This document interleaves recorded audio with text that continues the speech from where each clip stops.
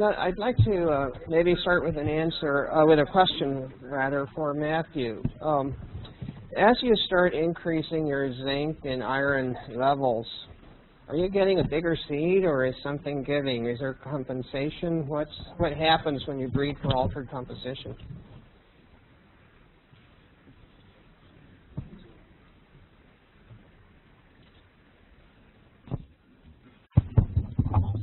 Can you hear me? Yep. Okay.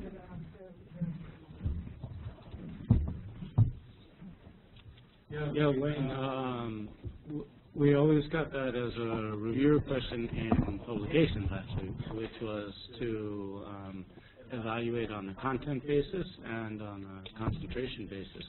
And this was partly because, obviously, the amount of iron and zinc in the seed relative to the seed size will affect the germination of that seed. So in the end, we didn't find a big difference, and we remained only with an interest in QTLs for concentration and not for content, so not how many milligrams of irons and zinc would be in the seed. I think in the case of some of the cereals that are deficient in zinc and are being grown on zinc-deficient soils, that could be a big booster effect. So it might be worth looking at in other crops, but not per se in beans. And we didn't see any correlation with seed size, except for the difference between the gene pools, where Andean beans tend to not combine very well with, in genetic terms, with Mesoamerican small beans, and therefore, since the Andean beans were already a little bit higher in iron, they would continue to be large-seeded and larger iron as a baseline than the small-seeded beans. So it would be interesting. One comment I was going to make when Owen asked me a question was to look in the other related species, and since Dr. Shuri mentioned that as a last elements of tepary bean and lima bean, they're different species and very different. And if you cross tepary bean into common bean, you would have regulatory effects in Canada. Not here in the States, but all of the food compositional changes would be looked at very carefully because of the crossability, but being different species, being an interspecific cross. So I hope that gives some idea of that answer. And tepary beans are very small. Lima beans can be very large. So here is another way to look at the issue of seed size and minerals and food composition in general. Thanks. Thank you. If there are any other questions, well, the questions can come from this room. And again, last count, I think we have 125 people on webcast, and all of them are invited to submit emails with questions on them as well. So any more questions for anyone? Hi, I'm Gerard Barry from the International Rice Research Institute in the Philippines, and I have a question for Sherry. First of all, I want to thank you for a great presentation, and I learned a lot more about maize during your talk than I had ever learned before. Thank you.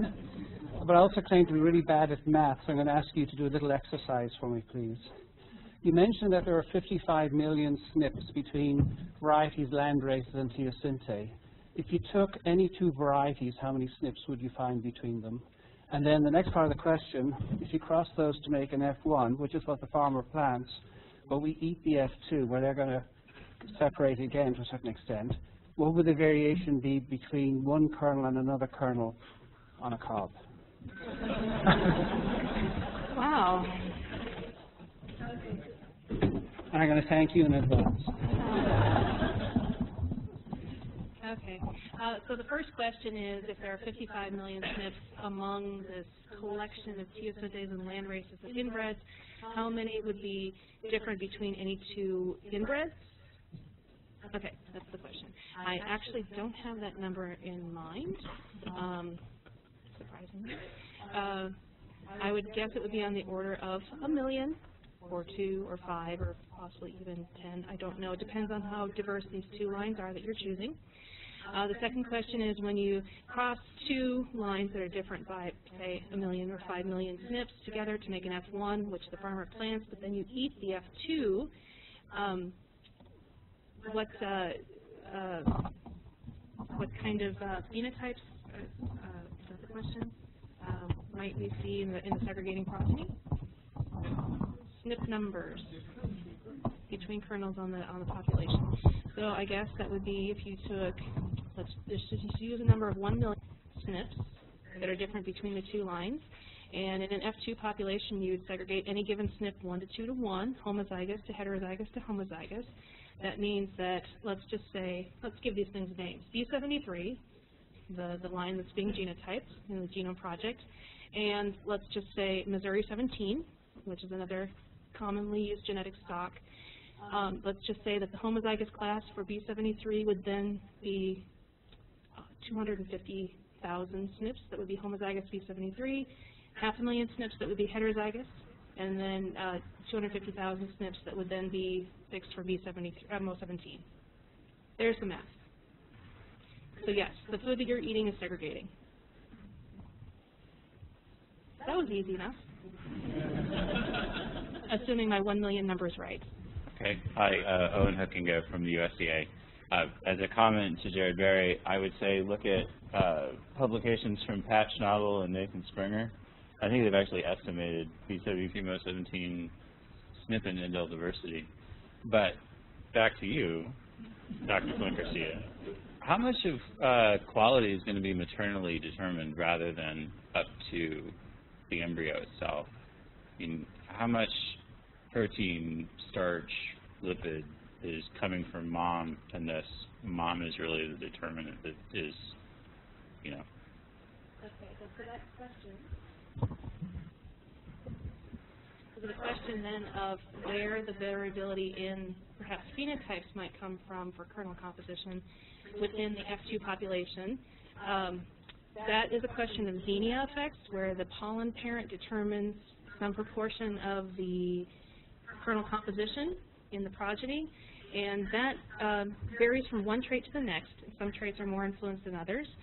For example, when you're talking about sweet corn, and if you have a sweet corn population, and all the population has the sugary 1 gene, and that's what gives you the sweet corn phenotype, but maybe some pollen drifts in from a farmer's field where you have a non-mutant sugary allele, the kernel that's pollinated by that pollen will be non-sugary. And so that's an extreme phenotype where kernel composition is very much determined by the pollen parent. Other traits are less clear. I don't think anybody has done extensive studies on xenia effects. Maybe I'm wrong. On a wide panel of kernel composition traits. Adequate answer, I guess? Laura Paval, BASF. I have another question for Sherry, kind of a follow-up. Based on your presentation, I was wondering how appropriate you felt B73 was as the line that was selected for the genome sequencing project. And I'm asking this kind of as a registrant, because a lot of the times we have our data review, people put a lot of emphasis on exact similarity to published genome sequences. And I don't feel that that is actually valid. I'm interested in your opinion there. Okay. As far as the choice of the line for the Maize Genome Project, I had no control over it. It was a very logical decision to use B73. It's one of the common genetic stocks that was being used for the last 25, 30 years in genetic studies. It is, as rumor has it, a very significant contributor to the female side of the heterotic pattern in maize hybrids, and so it made sense. And it had to be something that was publicly available. So if Pioneer had a wonderful line that they wanted to be the subject of the Genome Project, it would have to be donated so that everyone could use it. So there were some limitations on choice. As far as whether you could choose any line or use the Maize Genome Project that you wanted to, any given line is going to have some absence of genes compared to all others. It's not just B73. It's all lines. Any two lines will differ by some percentage of the genome. Second part of the question? That was it. Yes. Right. So the question, the comment was then, that was her point, that any given line would be deficient in the Maze Genome Project, and that's exactly true. All lines are present, absent for certain genes. That's true. My question is for John Feiner. I'm Bob Stupar from the University of Minnesota. My question is, you were talking about somoclonal variation and sort of the genetic basis of that, what can happen, the genome coming out of tissue culture.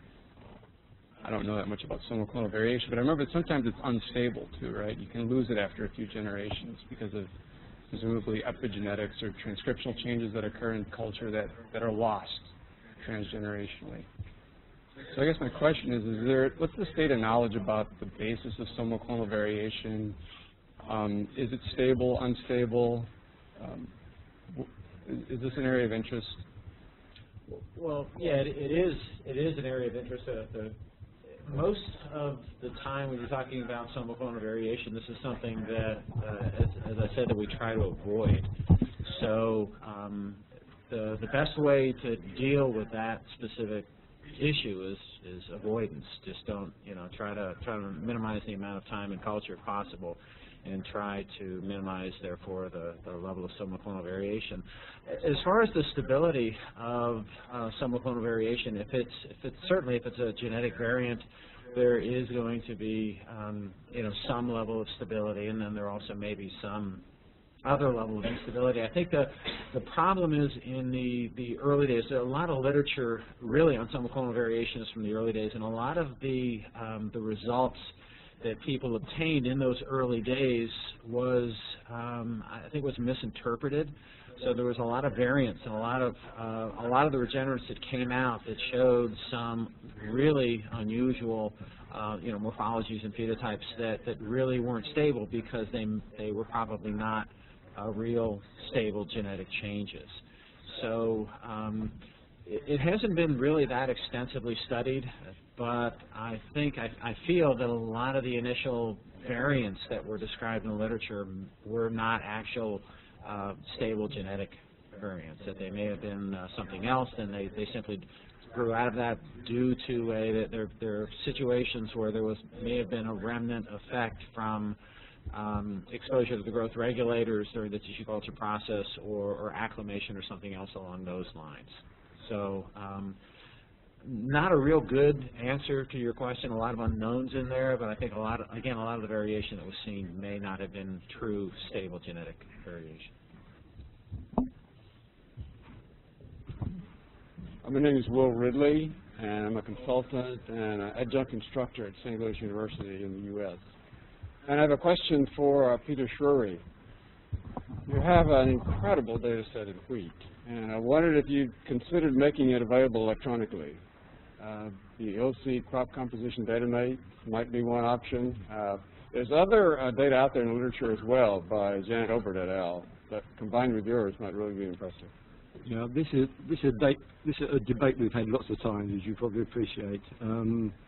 Initially, we were concerned, firstly, I suppose, about pub. Is it not on? Is it the wrong one? Okay, I say this is a debate we've had, a number of times. Initially, we were concerned about publication, and also we were concerned that people would take data and misuse it. Particularly, say, we take data on one line, from one data set, say this line is going to be good, therefore I'm going to develop it and market it, and it would come back and say, well, you said it was good in the first place. And of course, so it was a bit misuse of data. It was a bit protectionism. What we generally do is we make parts of it available on request. Because we are still adding to it, and we're still, I think people are getting sick and tired of it, actually, because we keep reworking it. But if people have specific questions, we do answer them, we help, but still not sure. Right. Thanks very much. I have another question. This one for Sherry Flint Garcia. I was really intrigued by the fact that the Americas, the North America, is the site for sunflower. The original development of sunflower occurred in the U.S. Is that correct? Yes, that's what I hear from John Burke. He's the expert. I see. 4,000 years ago. I'm just wondering how that all happened, if you have any idea. I defer this question to John Burke, who is absent. I don't recall the exact details. But what I do know is that the early domestication happened farther east, and I think as in Kentucky, I think is what I remember. And then as land was being more and more cleared for agriculture, a lot of those populations went extinct, and so there actually aren't wild sunflowers growing in that area anymore. They've been pushed farther and farther west. That's all I've got for you.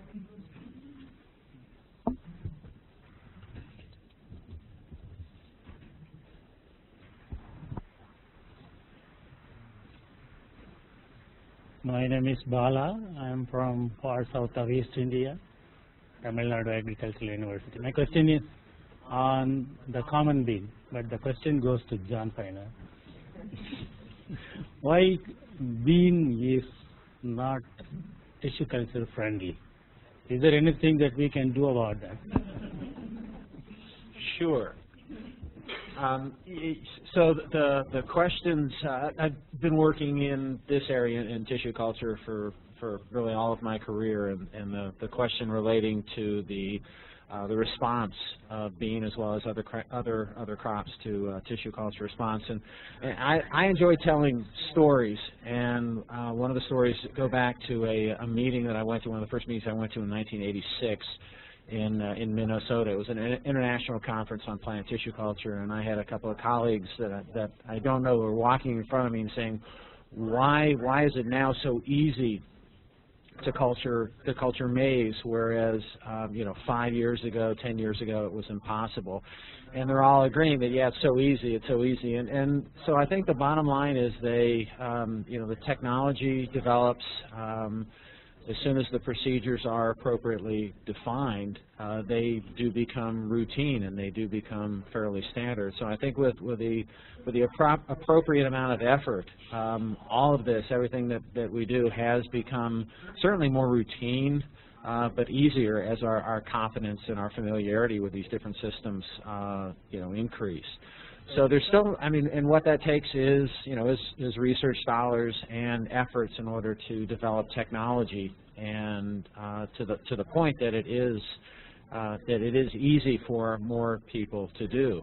The case now with maize, there are still, it's still not as easy as it could be. It's not as easy certainly as the Arabidopsis, and not everyone can do it, but there are a lot of laboratories that are reporting very consistent transformation of maize. There were reports that came out. There was a publication that came out, interesting and somewhat controversial publication, on maize transformation, possibilities, impossibilities. Agrobacterium-mediated transformation of maize was named as an impossibility or low likelihood of success, and now it's the standard practice, and it's very, very routine and very efficient. So this just is going to take a little effort. With bean, I'd like to try my hand at at bean. There's a lot of things that I've learned from a career with soybean that I would like to try to be able to apply to other crop. My laboratory, a number of laboratories are always developing or trying to develop improvements in transformation methodologies, and it'll just be a question of time, I think. My teacher who taught tissue culture, he used to say, whatever the crop which cannot be transplanted is not tissue culture friendly. You cannot transplant common bean, It cannot withstand the transplantation injury. So it cannot be tissue culture. With all respect to your advisor, that's an interesting observation. Thank you so much, John.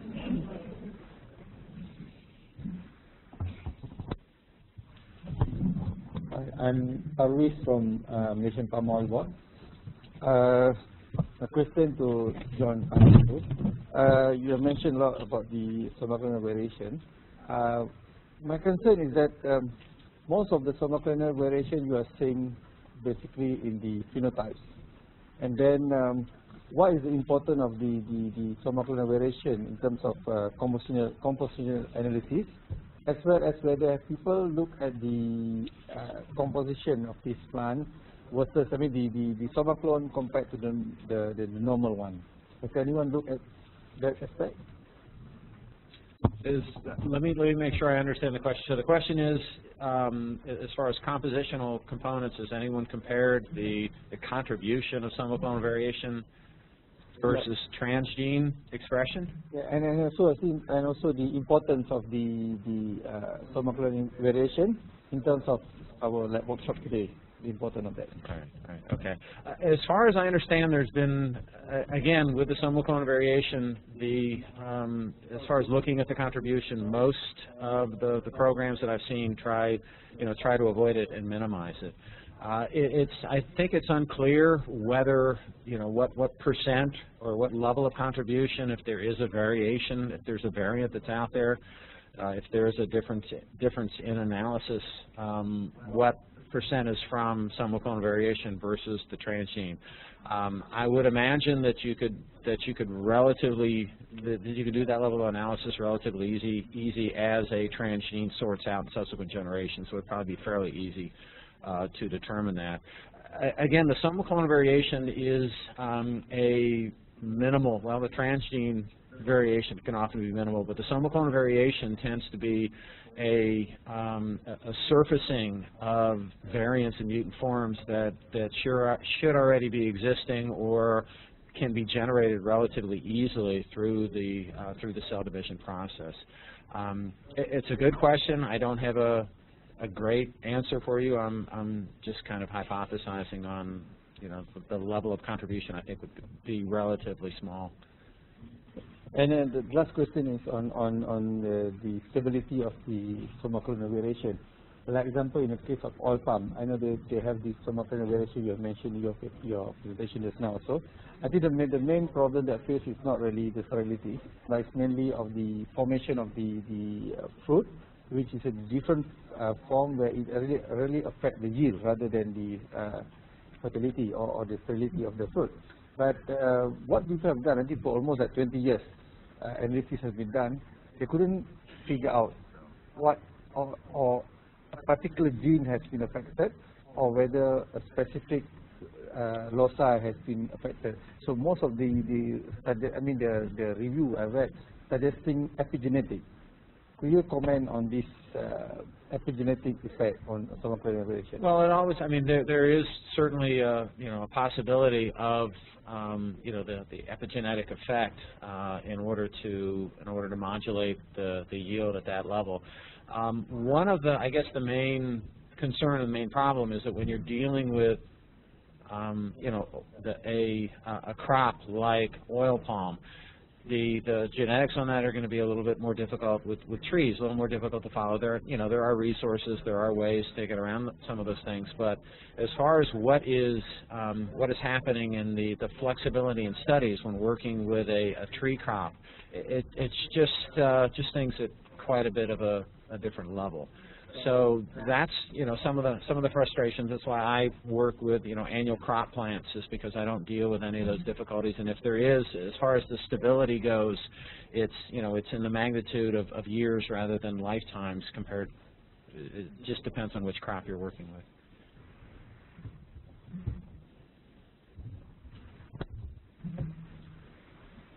Hi, I'm Ryle Christensen from CBM, Center for Veterinary Medicine from the FDA. And this is probably a question for the entire panel, but it's probably going to be a bit of a discussion throughout the remainder of the workshop. And that question is, when you look at compositional analysis in terms of a whole seed or that, when you start to fraction that out in terms of co-products and byproducts from use in the human food industry, can you predict, based on the whole seed and for example, having the bran and stuff, can you predict how you would get accumulation of specific components that are used in animal feed from the whole seed? Well, I mean, I can start, I think. I mean, in the case of wheat, there's very good markers for tissues. The group at Montpellier, they developed a system of markers where you can look at any wheat product and you can calculate the proportions of the different tissues, the bran, the embryo, the starchy endosperm. But I think one thing that concerns me is that we only find what we look for most of the time. And we tend to select the components, and then we tend to look for correlation between those components and something useful. And of course, there's a whole lot of things. I mean, things like fructans. Until 5 years ago, people thought that there wasn't much fructan in wheat. I mean, now it's regarded as a fairly major component. So that is a concern.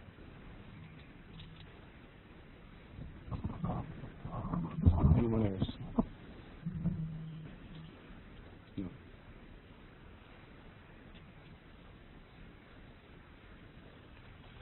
My name is Will Ridley. I'm with St. Louis University in the States. This question is for Fabio and perhaps for other members of the panel as well. When you're developing new conventional varieties, what are the requirements for compositional analysis in your world area and other world areas in order to support these new varieties or these new crops?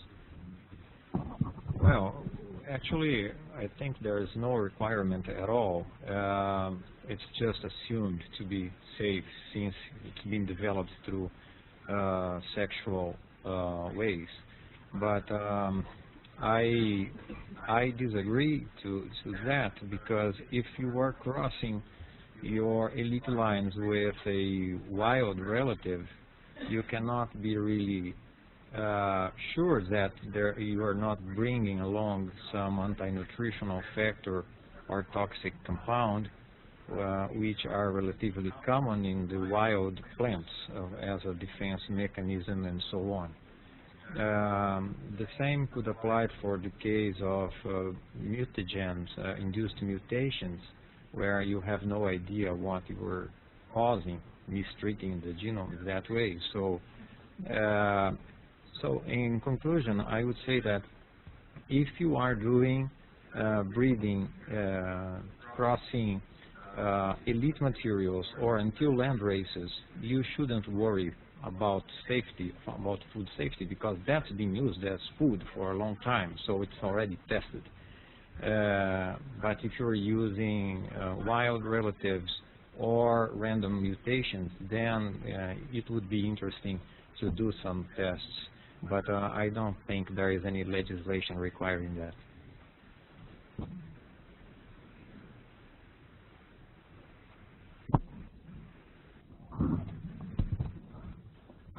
As far as maize goes, I would concur with that.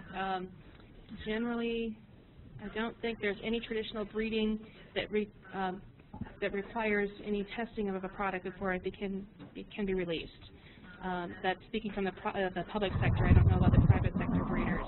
I don't think that is the case, though. As far as Flavio's comment about safety from wild relatives, I don't really know. There are probably some situations where if you know ahead of time that your wild relative has a problem like anti-nutritives and things like that, that those maybe should be tested, but still there is no regulation whatsoever on that. So traditional breeding methods are not regulated in that same way.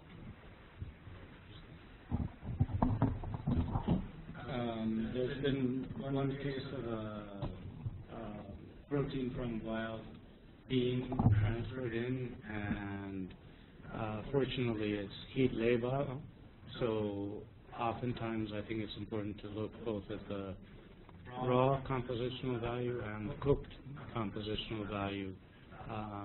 So at least in analytical terms, the use of arsolin as an anti-weevil protein was considered to be safe, though it never became commercialized and there was no regulation about it. The lectins and the hemagglutinin seem to raise more warning signs And that's one of the reasons why temporary bean crosses into common bean have been looked at a little bit more carefully.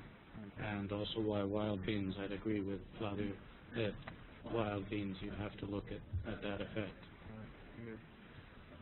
Just to follow up on that a little bit with Matthew Blair. So if you're developing, say, rice with elevated levels of iron and zinc, you're going to want to have that information available. For example, if it's going to be successful, you need to know which variety it is, and you need to know the levels of the iron and zinc that are there. So compositional analysis would be necessary in that case, for sure. Yeah, it seems very likely. I mean, right now it's just variety identification, and maintaining variety purity is difficult per se for agronomic traits, not to mention invisible traits like iron and zinc. So this has been an issue for the Biofortification Challenge program. Unresolved issue.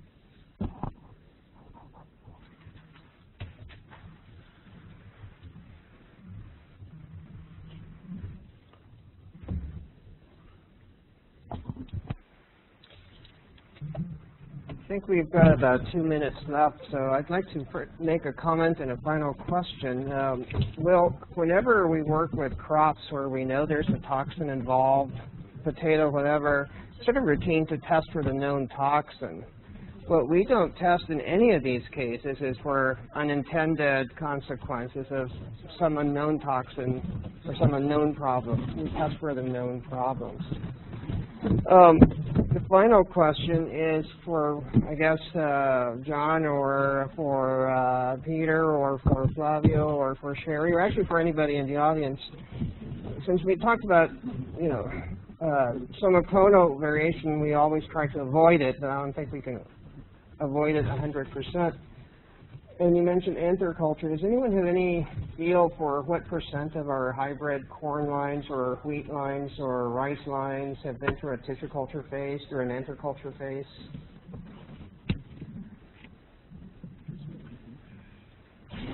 I really don't know. I should have found out that information before I came here.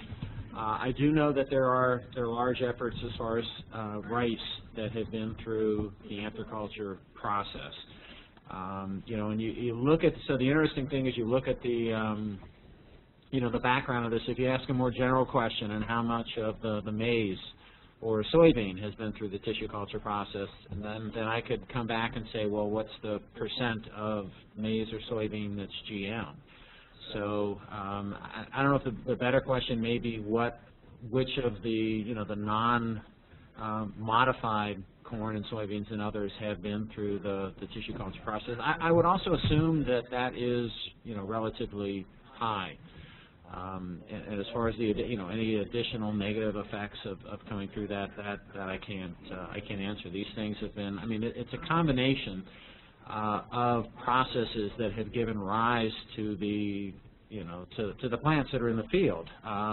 They've all been conventionally bred, but many of them also have been engineered and manipulated. The biotech component is one of the breeding tools, and pretty much all or most of the crops that are out there have been through the breeding process, which now includes biotechnology. So I assume that the majority of them have been manipulated in some way and have passed through quite a few people's hands.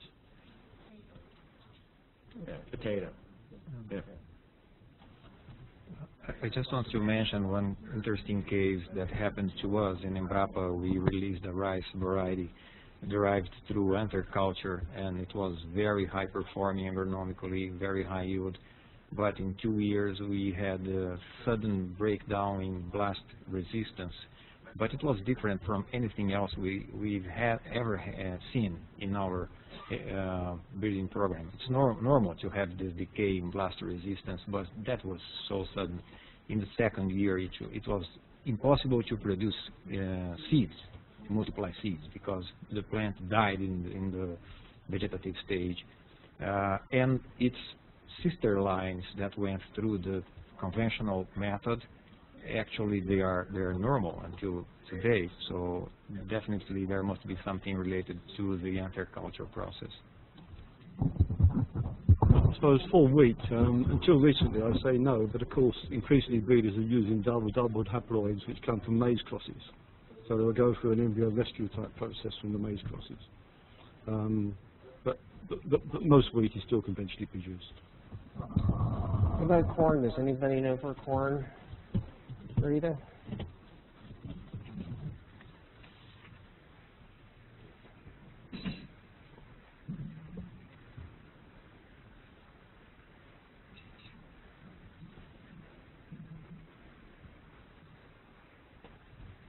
Hi, Rita Mumm from the University of Illinois. I would say that very few of the corn lines have any effects from somoclonal variation. The reason being, while doubled haploidy is very, very commonly used in maize these days, it's a maternal process that's utilized, not the paternal process of culturing the anthers in the pollen. And the earlier does not require any time in culture. It's a cross to an inducer line that creates the haploidy situation. And then as far as GM corn, well, most of the corn that's grown is GM. Somoclonal variation is really a moot point because of the fact that each event originates as a single plant. That the GM traits that go out in elite varieties have been introduced to those elite varieties through backcrossing. And so that leaves all of the genome, or the most part of it, besides the event behind. And so if there is somoclonal variation present in the event, that single plant, that T0 plant regenerated from culture, any effects of that are virtually bred out through the integration process. And my presentation will touch on that tomorrow.